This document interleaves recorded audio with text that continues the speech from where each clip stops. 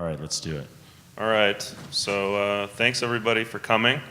This is a huge turnout, and it's the last session of the end of the conference. And are you guys going to LeadsCon as well? So there's a couple people who are doing all 4 days, so we should be in good shape that way. But what we're going to talk about today is the do not track legislation that's going on here in the U.S. and Europe as well. And Kimberlee just let us know that it actually passed in Europe. So we'll talk about that a little bit too. But really, this, as I've been learning about this subject, this is really kind of like what happened to you when you're in grade school. There was one bad kid who got the entire class punished. And so that's really kind of what a lot of our legislators are worried about. How much information is being collected? How's it being collected? Are you being notified about it? Are you safe, really? And so there's one side to that, and then the other side is, how's it going to affect us? And really this topic couldn't be more important to people who are in the affiliate space. So we've got Peter, whose company deals with a lot of affiliates. They all use his technology to do their business, and so he gets their perspective. And then we have Kimberlee, who's actually an affiliate company, and how that's going to affect them. And then we have Sarah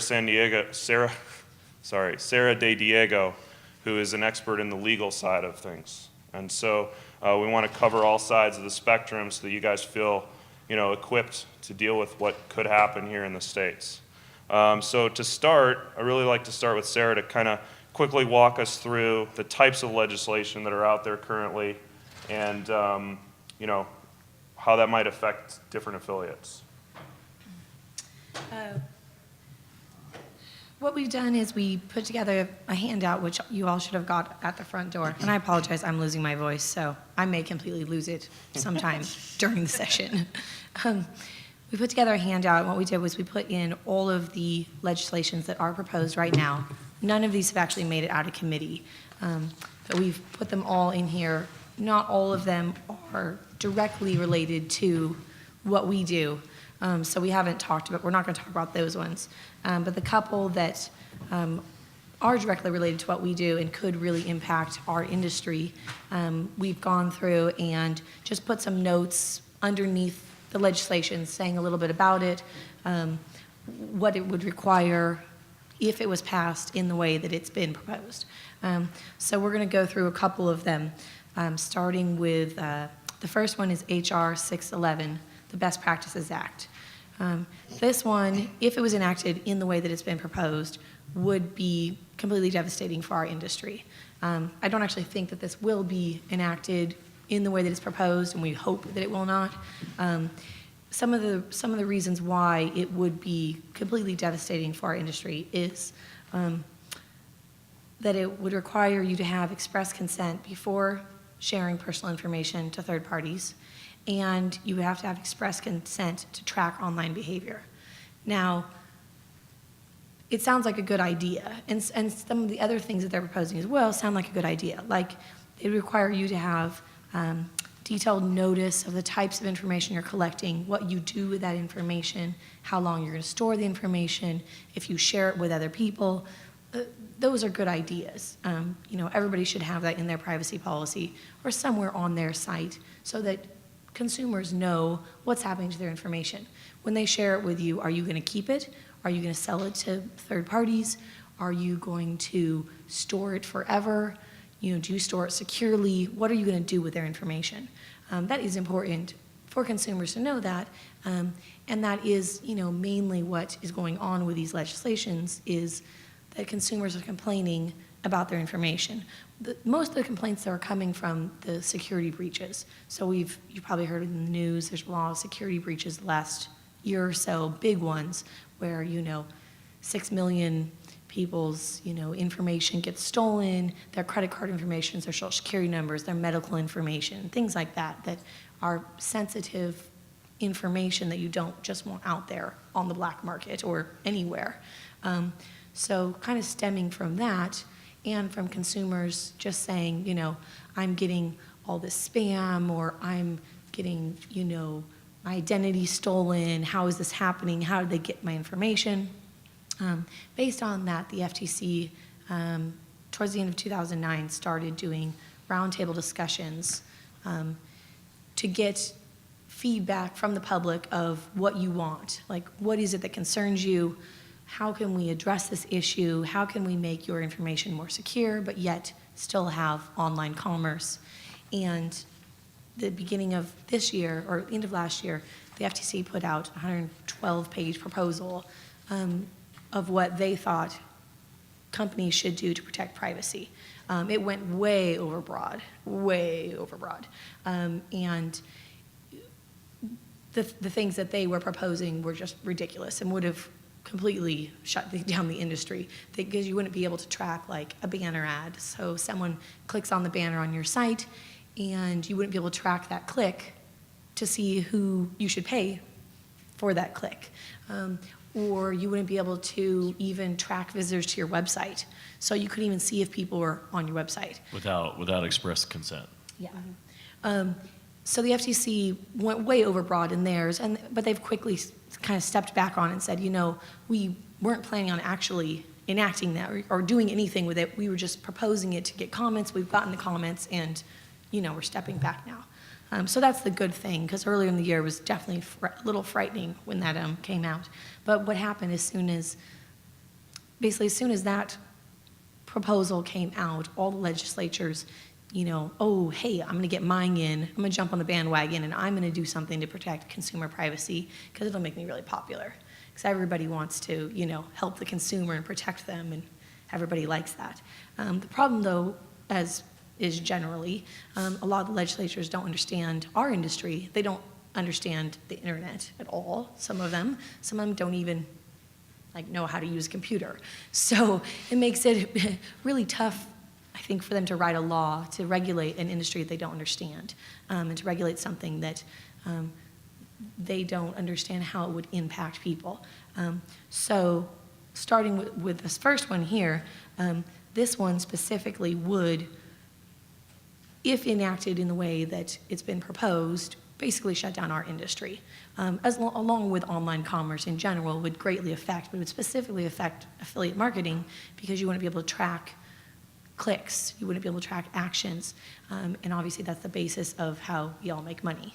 Without that, you can't, without being able to track, you wouldn't be able to do anything.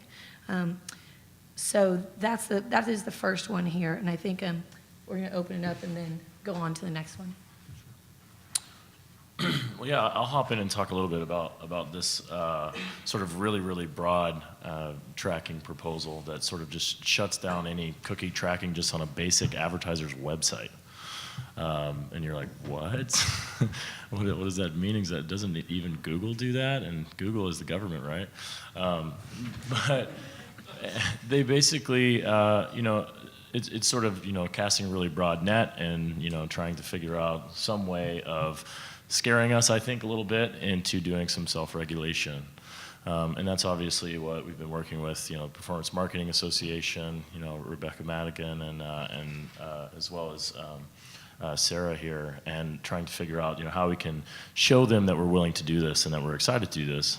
One of the things that's interesting is that part of the purpose of this proposal is to shut down fraud, right? It's to keep people from maliciously using PII, or personally identifiable information.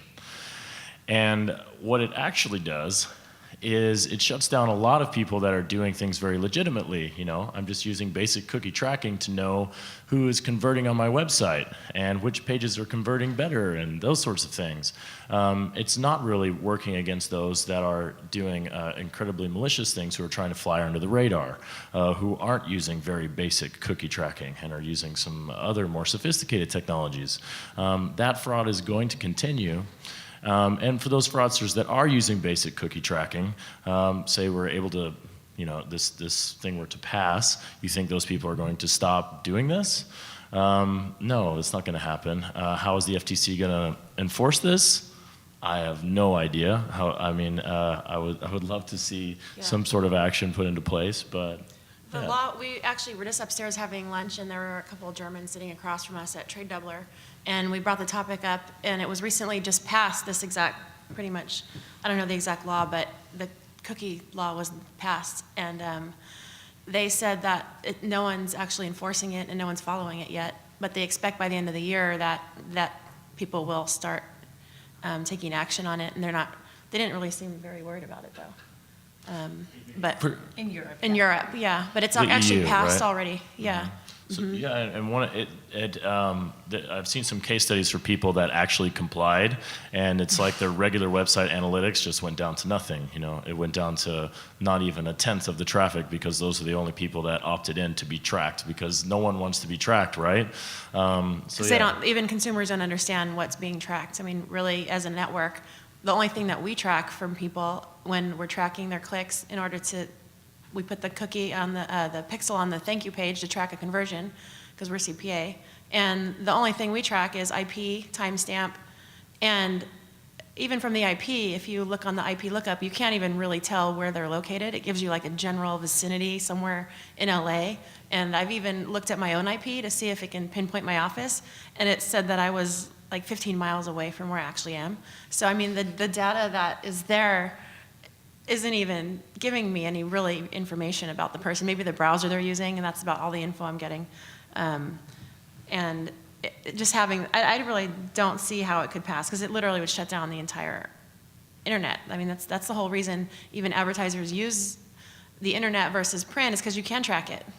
That's kind of the basis of it all. Well, I think the scary thing for me, especially like in the EU, is that perhaps they do come down on a couple of major players, and there's a big gigantic fine, and they do that just to kind of spook everyone else. It's just like Google coming down on people who are buying links. We take out overstock.com, and everybody else is going to comply, right? So it's a little bit of a scare tactic there, and ultimately what we're trying to get to the root of is like why. Why are we doing this? Because I know that my legislator's website, as well as my president's website, does cookie tracking. And are we all of a sudden just going to stop learning about users coming to our websites? So yeah, from this broad perspective, it's a little crazy. Peter, is there, or Kimberlee, is there a limit? Because there's obviously a lot of companies that are collecting more than IP address. They're collecting a lot of PII, or they're using offline data and Right. cross-referencing it with your online data. Is there an area where legislation could protect the industry, where people who are doing a good job like you guys can, be safe from, having something that completely ends the industry, basically? Well, I think, Sarah, you should probably hop into this one too, because that's sort of what some of these other regulations talk about, and how the FTC would like to deal with PII, and some of these things might be a little bit more digestible. One of the things that a lot of these proposals have in them, which I actually do like this first one that has a lot of things we definitely don't like. But one of the things that it includes is a safe harbor for companies that adopt a choice program that has been approved by the FTC. So, and that same thing is in a couple of the other proposals as well, having some sort of safe harbor or, an exception basically if you're part of a self-regulatory program. Some of the legislators, at least, they understand that self-regulation really would be the best choice in this situation, because, as Peter said, how would the FTC actually enforce this?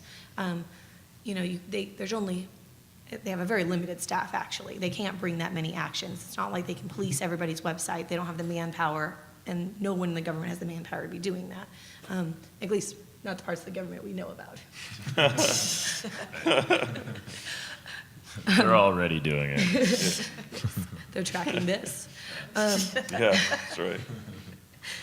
But that is what we would like to see, and what really would be the best option is for self-regulation to really take off in a way that it actually works. Right now we have probably a lot of you have seen it, the little eye icon. It's like a little eye with a circle around it. a lot of companies have been adopting that and using that icon, which if you adopt that program, you're agreeing to certain principles, certain practices, certain ways that you will collect and handle and store people's data. And if you don't adhere to those practices, then the consumer can go and you have to go to arbitration. There's some fines for it. It's a very self-policing. I believe it's actually policed by the Better Business Bureau. And that's a great program. We definitely support that. It's a great program because it's self-regulating. However, not that many people in the industry are doing it. And like anything else, it's hard for people to know about these initiatives. And even if they do, maybe they don't really understand it or they don't want to. They're kind of waiting to see what everybody else does. And for some business models, it just may not work, Yeah. and trying to get widespread adoption for something like that it's an uphill battle, for sure. It kind of reminds me of back when CAN-SPAM was passed, because there were no laws before about email, and everyone was just going crazy with email. Back when that was fun, with no rules. But what I find, because we do a lot Now of it's email mobile. we find we do a lot of email marketing, and what I find is that the people that are policing it out there are lawyers that make a business off of suing companies because they received one email that they follow the law by the book, and then it really was an opted-in email legitimately sent to the person, but these lawyers out there end up kind of blackmailing companies like us by saying, if you don't pay this large amount of money, we're going to sue you. And that's kind of how a lot of the policing happens versus the government doing it. And under this first one that's been proposed, it would allow for enforcement either by the FTC, by state attorney generals, or by private people. And that, again, is a very, as Kim's saying, it kind of opens up the floodgates to, like, if this was enacted and I on my website didn't give people the option before to expressly consent to me tracking their visit to my website, which I don't even know how you would do that, but say that's what the rule was, then they could come and sue me.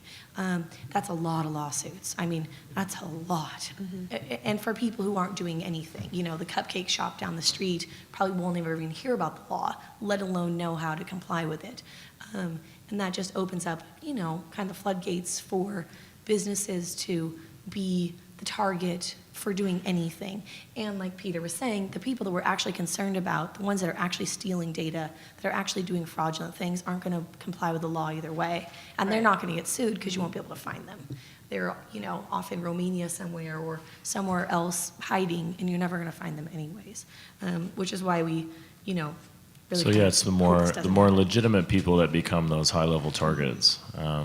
And you start moving from ambulance chasers to tracking chasers, attorneys that are just looking to make a buck, and it's absolutely ridiculous. And you're already seeing some of this, seeing attorneys pounce on some of these situations. I don't know if you guys are familiar with the Kissmetrics situation. They were doing some really innovative tracking things, and basically some research firm at some university decided they would do some investigating into how they were doing this tracking, and they came out with a study about it. And it's there's no legislation about doing tracking this way. There's no laws against it or anything like that. But within an hour of that research hitting the wire, there was a lawsuit pending from an attorney. Just hopped right on it and wants to be the first one to claim it. So that's the kind of thing with any sort of regulation in this direction, where you start just turning this into a legal nightmare.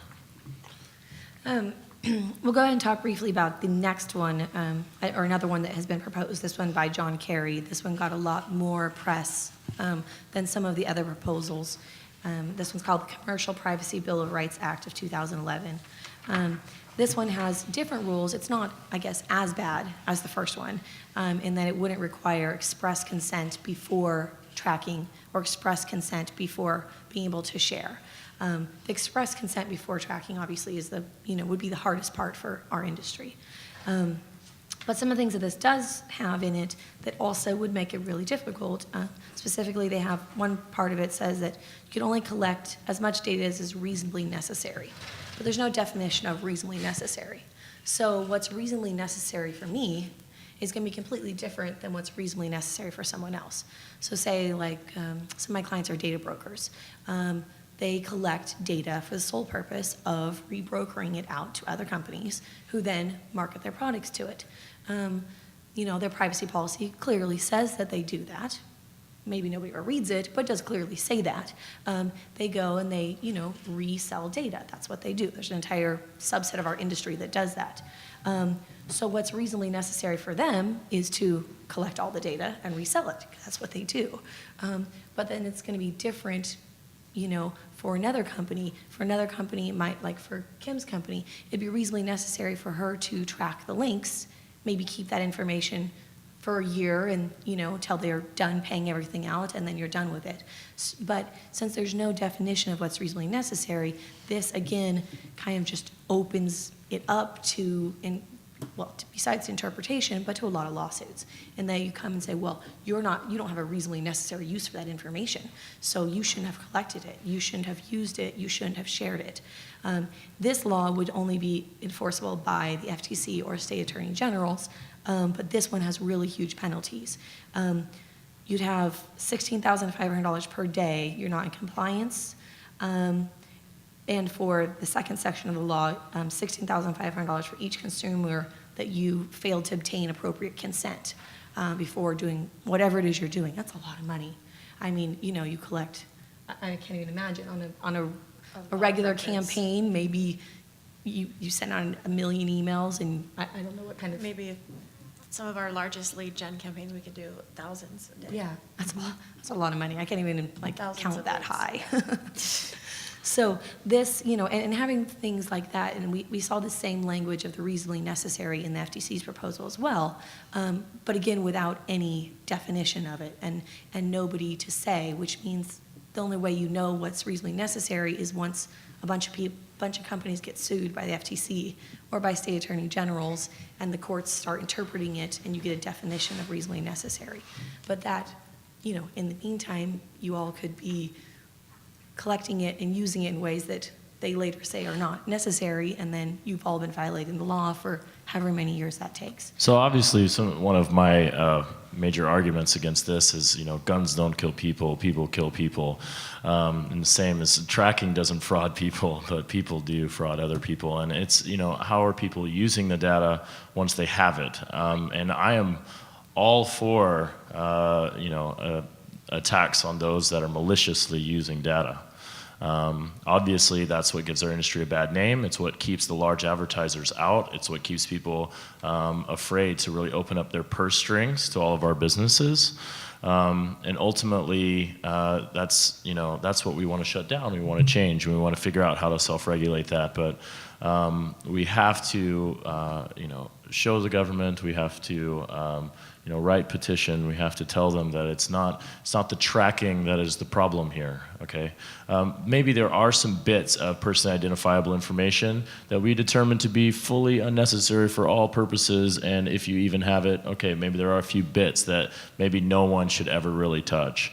But the reality is that that's not really necessarily the problem. It's the people that are using it in a really poor way.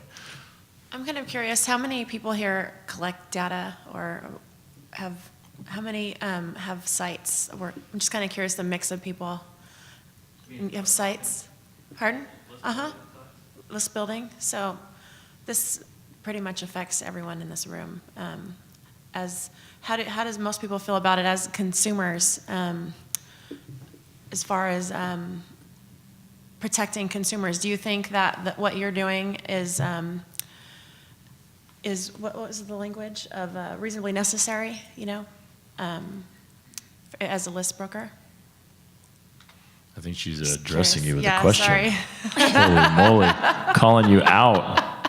I'm just curious. Actually, can you come sit up here? Actually, I'm a lawyer. I'm an actor right now. I'm thinking about reactivating my license. There you go. Let's get into this thing. Shark, shark, shark.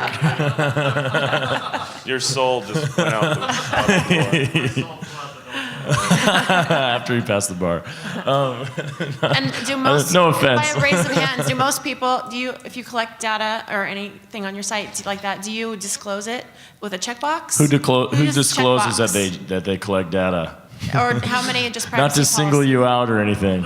I'm curious, because I collect also, and I have a privacy policy on my site, but we do collect data in the form of affiliates signing up, or just people filling out a lead form if they want to inquire, and I don't have a checkbox there saying, but I do in the privacy policy at the bottom of the site say what we're going to do with the data.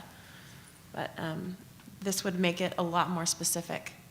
Yeah, and a lot of the problem with the problem with legislation in general is that you don't get clear definitions most of the time of what and how it's going to apply.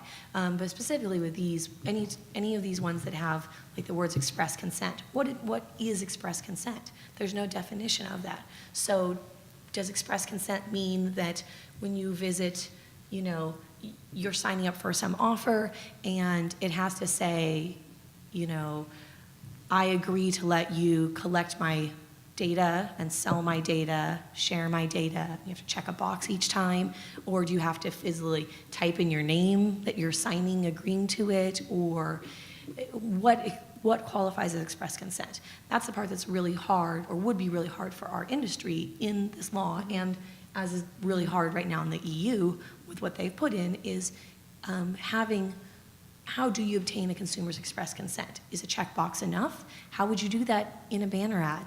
How are you going to obtain their express consent before they click on your banner? How are you going to obtain their express consent before they click on the offer in the email they just opened? Is it going to say at the bottom, by clicking this email, you give your express consent for us to track you? It's unworkable in practice for our industry. For other industries, maybe it's not. Maybe it doesn't affect other industries in the same way that it affects our industry. But specifically for us, obtaining that express consent would be difficult, if not impossible, for a lot of what you guys do. You'd have no way of physically doing it and continuing to do what you do. And I think, like Peter was saying earlier, who's going to actually do that? If it says, you got to check this box before you click on my banner ad so I can track you, who's going to actually, no one's going to check that box and click, because people are, I think, inherently suspicious of ever agreeing to let anybody track them for anything. So, the ways that this would actually be implemented, if any of these pass in this way,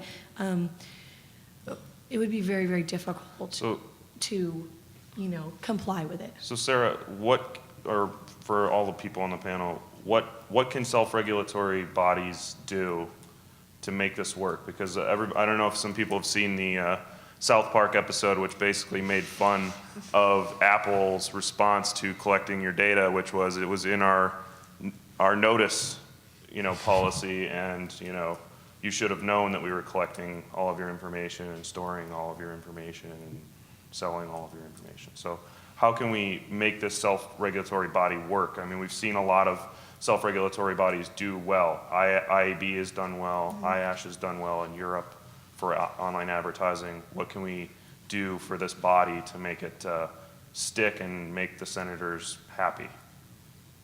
Well, I think just in general, it's important for everybody, all 20 of you here, to be giving, clear notice to consumers of what you're doing with their data. So if you're, just tracking them so that you can pay out the affiliate for the lead, okay.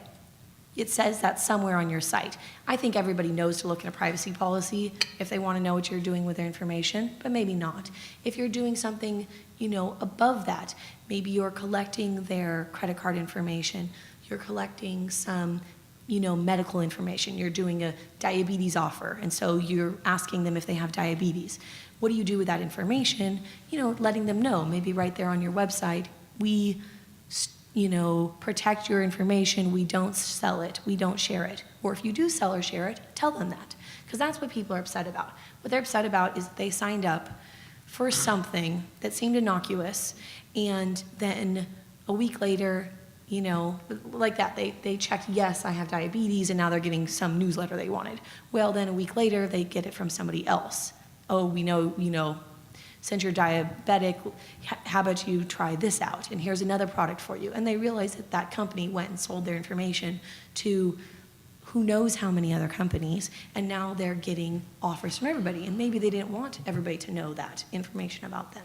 So like, obviously we're addressing you guys, saying obviously, change happens with you, and you can make sure that users know exactly what you're doing through privacy policies and that sort of thing. But we also have, we do have the Performance Marketing Association, and we encourage you to get involved in that. And the IAB is doing some really cool things too. Like Sarah said, it's important to check that out and to see, what we're doing to agree upon what is justifiable, what's reasonable, and figuring out what is best for the user and best for all of us. I think that if you're not involved in some sort of working group around this, and if you're not, participating, I really do encourage you to do it. We've made an investment at HasOffers to do that, and we want our time to be involved in that. We actually only do tracking.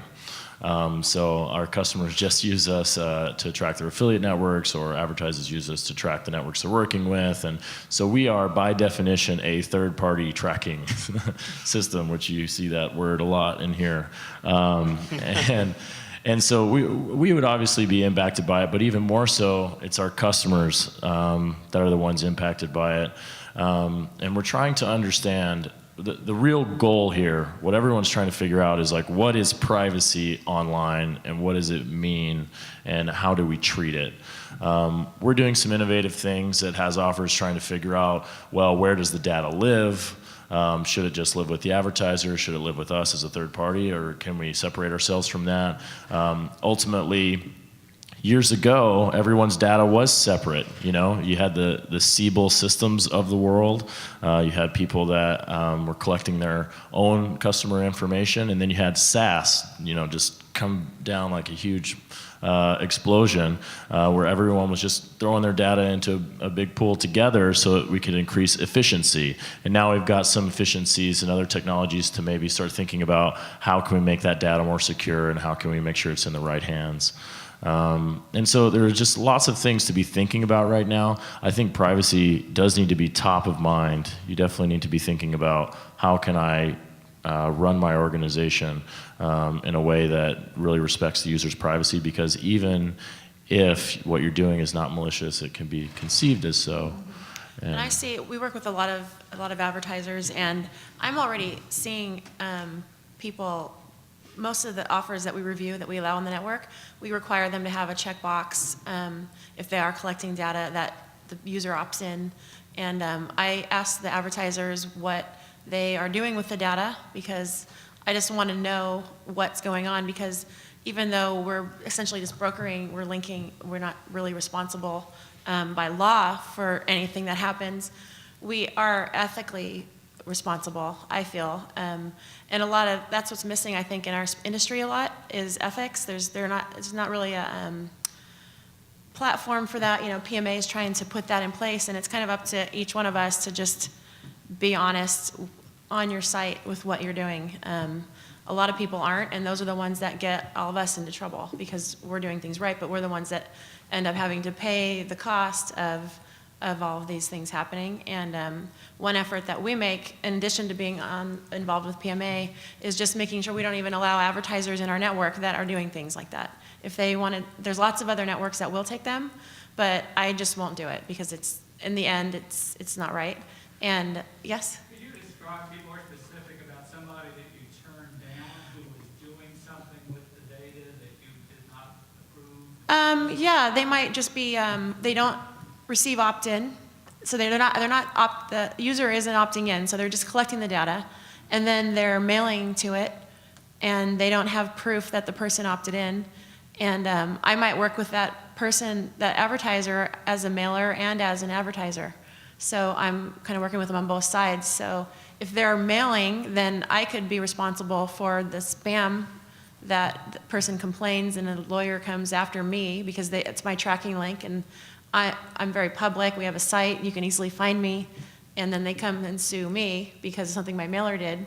So it just creates a lot of trouble. So I can stop it in the beginning by just understanding the whole cycle and figuring out what they're doing. So that's kind of, so I would turn down that page. I would just deny it unless they made specific changes to the page. I don't allow it in the network. We have a pretty strict checklist that I give my account managers that the page has to pass before we make it live. And we're pretty strict with that.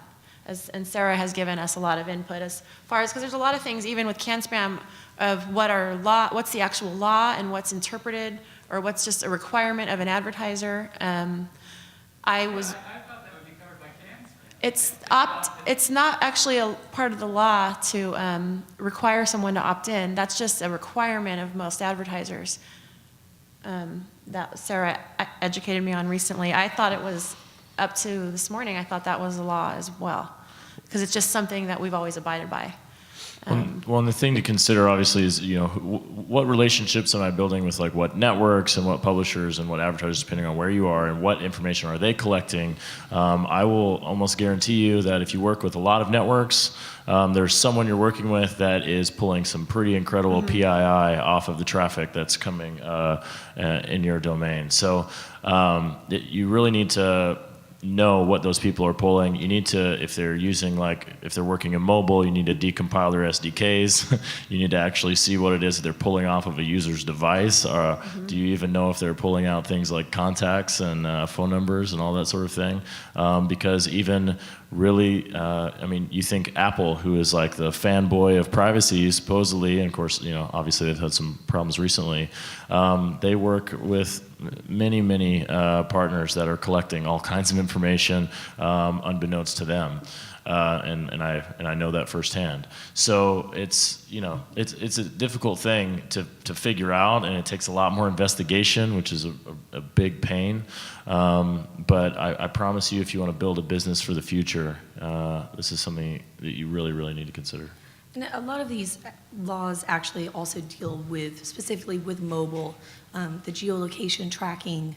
That was a big part of the FTC's proposal as well. And there's a couple of bills that are, which I didn't break down, so it's not what we were talking about today, but there's a couple bills farther in our handout that specifically are dealing with the geolocation tracking. And that's another thing that consumers are incredibly worried about, and maybe rightfully so, that, you know, I don't want someone. Yeah, they're all knowing what I checking did in all on day. Foursquare, so Yeah. I don't know. Some people obviously don't care. But that's another part of a lot of these laws is the mobile tracking, the geolocation tracking.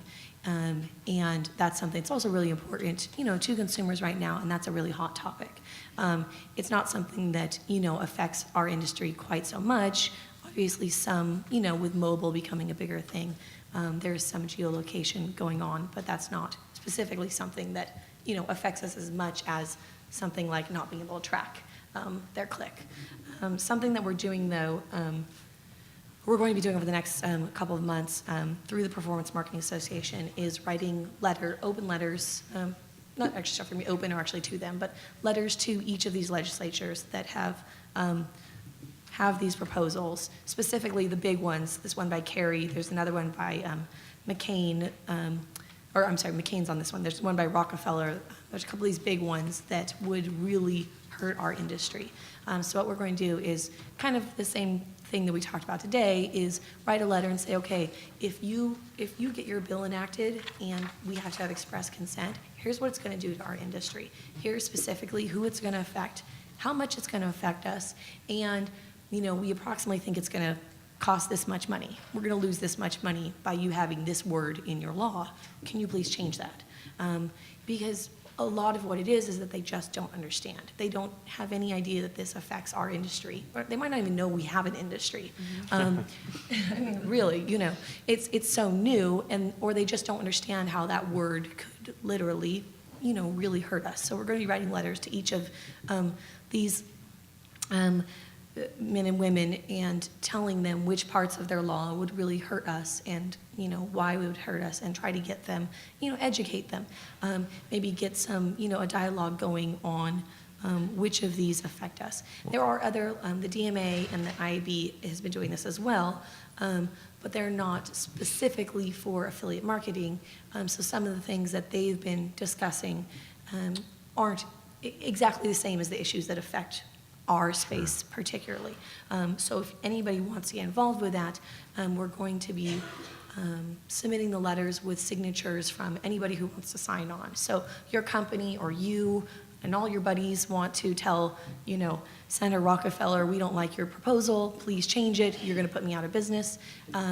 You'll be able to sign on All to your the letter. developers can sign one. Yes. All- Your children, your cat, everybody can sign. Yes.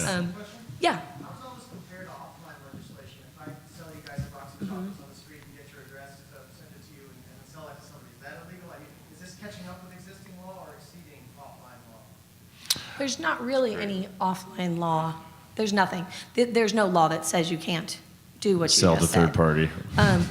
There's no law at all about it. But most of these, which we just didn't talk about, but most of these also have provisions for offline marketing. They're not just specifically to online marketing. That's just what we're talking about today. But these proposals would affect offline marketing as well, a lot of them. And we have rules right now for collecting medical information and financial information. Those rules have been around a long time. But those are specifically for that information. They're not just for, in general, tracking. And aren't there laws for, there's one for, you can't pass along credit card information either, Yeah. one from the other. Yeah. And that's already Yeah, in and that's place. new. That's new from this last A December. lot of where the bad guys get the good stuff from online and offline is they combine the two data. You have publicly provided information, how much money you make, where your address is, those kinds of things. And then you combine that with a cookie that tracks your behavior, and then now you can figure out who someone is and where they're Yeah, at. I've been offered from there's a couple of different companies out there that actually, that's their entire business, is if they've offered that with our email lists, they can match with just an email address, they can give me all the information about that person. And the technology it's a database, it all just works. A lot of it maps back to credit cards.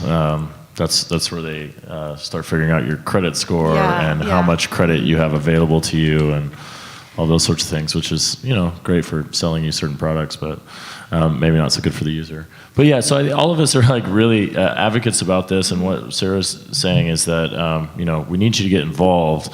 We are in it, and we are trying to get other people excited about it. And, it actually can be a brand play for you and your business. Hold an event, in your town and take a stand on this and, have an open bar and talk business as well. You know what I'm saying? And it's something that all of us can sit around and talk about a little bit, and we can actually make a little bit of a difference. And at the same time, you can make a stand with your brand and your company and say, you know what, this is what we want to do. This is how we want to help our industry. We're here for the greater good. And it can actually, it can help your business, and it can help you also look for other like-minded individuals that believe in these same things that you might also want to do business with.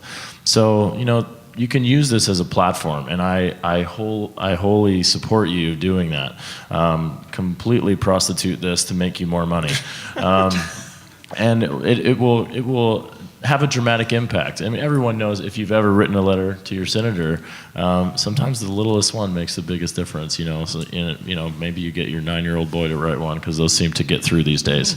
But it's an exciting thing. It's an exciting time because government's now floundering and trying to figure out what to do. And they're kind of freaking out, and we can be responsible individuals and companies and networks together and start to provide great feedback and self-regulation and start to make stands for ourselves. And so get excited about it. All right, with that, I'd like to open it up for any further, if there's any more questions. And there's a microphone there. And, panelists, please, I'll repeat the question after they ask it. So. Don't you think Google's just going to crush this? I mean, you look at Google and Facebook and look at all the data they have. We hope so. Yeah, they've got big pockets. So there's a question. Maybe they would want to crush it, or maybe they wouldn't, because who would have the most excellent opt-in program? You want to use Gmail? Opt-in. And you don't have to maybe You want to do use it Google? once. Opt-in. Yeah. I mean, And then they control all the data. They have access, and you have monopolization across, the entire internet of a few massive beefy companies that have user engagement and login every day, because I'm not going to stop going to Facebook because I signed a new privacy policy. Do we actually know their stance on it right now? Do they? No, No. so there hasn't been any public things about it. But. Facebook did up their presence in Washington, D.C., though, so I'm sure that some of this has to do with that, yeah. Yeah. Please. Yeah, I'm Rebecca Madigan with the PMA, so thanks for the endorsement. A couple of things that you brought up, which I wanted to just embellish just a little bit. With most advertising, a publisher does not know any PII about the consumer that they're referring to the advertiser, They right? actually do, because a lot of them have pre-pages. They're like Pre-pop pages. Yeah, So, they but have their own advertorial page. the percentages of that we don't know exactly. Like It's email, pretty it's high. pretty Loyalty, high. Email, loyalty. it's high. Yes. Our affiliates, it's pretty high. Most of our affiliates that are media buyers, they do media buys on Yahoo and different sites, and they arbitrage it. They all have a page that collects data. Like I would say 90% of them, those media buyers do, and it collects basic contact info, and they use that data and they mail to it, and everyone's starting to do it. It's getting really popular. Well, let me clarify my point then, because I didn't want to go there. I wanted to make a different point, which is to refer a user who clicks on an ad through an affiliate network to the advertiser. All you need is something that uniquely identifies that click. So it's the browser ID, it's the IP address, it's the session ID, whatever it is. You don't need it to be personally identifiable information. And Right. so what's interesting about a lot of this do not track stuff that requires consumers to opt out is that all of a sudden affiliates would actually have to collect personally identifiable information about these people so that they can exclude them from tracking. You have to So- start putting them on lists in order for them to be Yeah. the opted out list. Yes. Right. I think so. Fantastic. So all of a sudden, the thing that the legislation is trying to do, which is protect somebody's privacy, actually just exposes somebody's privacy. So I think that's a key element that we have to reiterate in our education. That That's an these things excellent point. do the absolute opposite of what they're intended to do. Excellent point, yeah. I think as an industry, I think protecting consumers' intent, making a consumer feel comfortable purchasing or participating on your website is good business. And so I think we all advocate for that. With these legislations, I've heard this term recently, nanny legislation, that it's trying to do things that the parents should be doing, you know, that obviously with Facebook, with Foursquare, with social media, people are sharing information and they're going to continue to share information, and that's their problem. It's not, you know, advertising online should be able to still be relevant, and a lot of tracking makes it extremely relevant and more effective, and that's a better consumer experience. So this legislation is kind of going against the people that they're really trying to help. But we do need to speak up as an industry and make them aware of that. They don't recognize that. And one thing you said that's interesting actually is that in a lot of these, they're including IP address as being personally identifiable information. They're including that in the definition of personally identifiable information, which most people wouldn't think of that your IP address, you know, is that much of a unique identifier. And that's, again, one of those little tiny things where it's one word in it that would make such a huge difference for our industry. Just that one thing, if you can't track an IP address, even if it's for completely legitimate purposes, just as to see who went to your website. And and obviously the implication there, if you can't track something as simple as IP address or maybe user agent, I don't know how you guys are tracking fraud, but most of you are probably using those things to Yeah. find the fraud and to save the advertiser and also to save the user. If you start prohibiting people from being able to use those pieces of information, it's going to be very difficult to find these guys. And you know, I might have to change my career and get into some of that because you won't be able to find me. So it's, you know, obviously that's pretty ridiculous. And really what tracking does is it empowers us to really know what's going on. It empowers us to have transparency. And that's the broader issue here, is that we're providing the right kinds of transparency to the right people that are involved. Transparency to the user. They know what's being collected of them. They know how they're interacting with these websites. And if they really, really care about it, if they're a system admin that is extremely paranoid and they want to go look through those privacy policies, they can do that. And they don't have to have a Facebook account. But But for the average user, they do like for a little bit of stuff to be shared so that they can get the right Groupon message that's best for them, and they can go get their nails did. So, you know, it's important to realize, you know, what the user really does want, and to realize that tracking is not a dirty word. Any other questions? We answered all your questions. It's amazing. Well, any last comments from you guys, or should we button up? Just on the bottom of the handout, there's the URL for the page where we're going to be taking your information. And we will be tracking you. If you want to get involved at all, you can also contact any of us. But if you want to get involved in any of this, or if you want to specifically sign on to these letters that we're going to be sending, you can visit this site, put your email address in, which will be shared, at least with me. And then we will send around the letters to anyone who's interested. You can read it. If you agree with, you know, our position that we're taking, then we welcome and want everybody to sign on, because you know, submitting a letter to your senator, it really can make a difference, and they do read them. And they especially read them if it comes with 10 pages of signatures on the bottom. They most definitely read them, and they will respond.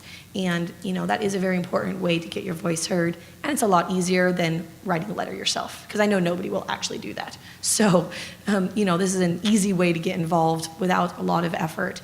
So we, you know, ask everybody to get involved, and when these do come out, you know, tell your affiliates, tell your friends, you know, tell your customers, hey, this is really important, you know, please get involved in this.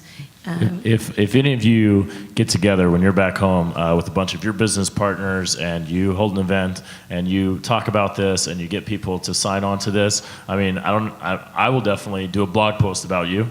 And I will tell you, I will email out to all of our customers that you're doing this, and I will tell everybody that you're trying to do something in the right direction. I guarantee you that we'll do this, and PMA would probably do this sort of thing as well. So, you know, do it, get on it. Let's do this. Thanks for coming. Thanks, guys.